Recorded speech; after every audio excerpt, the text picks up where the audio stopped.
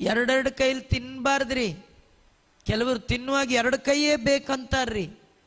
ಒಂದು ಚುಚ್ಚೋದು, ಇನ್ನೊಂದು ಕಚ್ಚೋದು. ನಿಮಗೆಲ್ಲ ಗೊತ್ತಿದೆ ಅದು. ಈ ಫೋರ್ಕ್ ಅಂಡ್ ನೈಫ್ ಅದು ಒಂದು ಚುಚ್ಚಬೇಕು, ಇನ್ನೊಂದು ಕಚ್ಚಬೇಕು.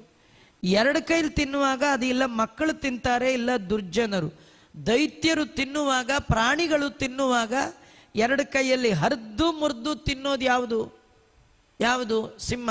ಅದು ಒಂದು ಕೈ ಸ್ಟ್ರೈಟ್ ಇಟ್ಕೊಂಡು ಇನ್ನೊಂದು ಕೈಲಿ ಊಟ ಮಾಡತ್ತೆ. ಅದೇನು ಮನುಷ್ಯನೇ ಅಲ್ಲ. ಈಗ ಮನುಷ್ಯನೇ ಹಾಗೆ ಮಾಡಲ್ಲ. ಒಂದು ಕೈಲಿ ಚುಚ್ಚಿ ಒಂದು ಕೈಲಿ ಕಚ್ಚಿ ತಿನ್ನಬಾರ್ದು. ಊಟದ್ದೇ ಒಂದು ಕ್ರಮ ಇದೆ. ಈ ಪರಿಯ ಲುಂಬನರ ನಿತ್ಯೋಪವಾಸಿ. ನಿರಾಮಯ, ಆಮಯ ಅಂದರೆ ರೋಗ. ಕ್ರಮಬದ್ಧವಾಗಿ ಊಟ ಮಾಡಿದ್ರೆ ರೋಗ ಬರಲ್ಲ. ಊಟ ಬಲ್ಲವಗೆ ರೋಗವಿಲ್ಲ. ಅನೇಕ ಯಜ್ಞವನ್ನ ಮಾಡಿದ ಫಲ ಕ್ರಮವಾಗಿ ಊಟ ಮಾಡಿದ್ರೆ ಬರುತ್ತಂತ. ಮೊದಲು ಒಳ್ಳೆ ಒಂದು ಆಸನ ಹಾಕ್ಕೋಬೇಕು, ಮುಂದೆ ಎಲೆ ಹಾಕ್ಕೋಬೇಕು, ಬಲಗಡೆ ನೀರು ಇಟ್ಕೊಳ್ಬೇಕು. ಎಲ್ಲಂದ್ರಲ್ಲಿ ನೀರು ಇಟ್ಕೊಂಡು ಕುಡಿಬಾರ್ದು, ಬಲಗಡೆನೇ ಇಟ್ಕೊಳ್ಬೇಕು. ಒಂದ್ಸತಿ ಕುಡಿದ ನೀರು ಮಿಗಿಸ್ಬಾರ್ದು, ತುಂಬ ಕಷ್ಟ. ಕೈಯಲ್ಲಿ ತಗೊಂಡು ತುತ್ತು ಒಂದೇ ಸತಿ ತಿನ್ನಬೇಕು. ಇಷ್ಟದಪ್ಪ ತುತ್ತು ತಗೊಂಡು ಅದನ್ನೇ ಕಚ್ಚಿ ಕಚ್ಚಿ ಕಚ್ಚಿ ತಿನ್ಕೊಂಡು ಅರ್ಧ ಕೆಳಗೆ ಹಾಕಿ ಅರ್ಧ ಬಿಸಾಕಿ ಎಲ್ಲ ಮಾಡಬಾರ್ದು. ಕ್ರಮವಾಗಿ ಊಟ ಮಾಡಬೇಕು.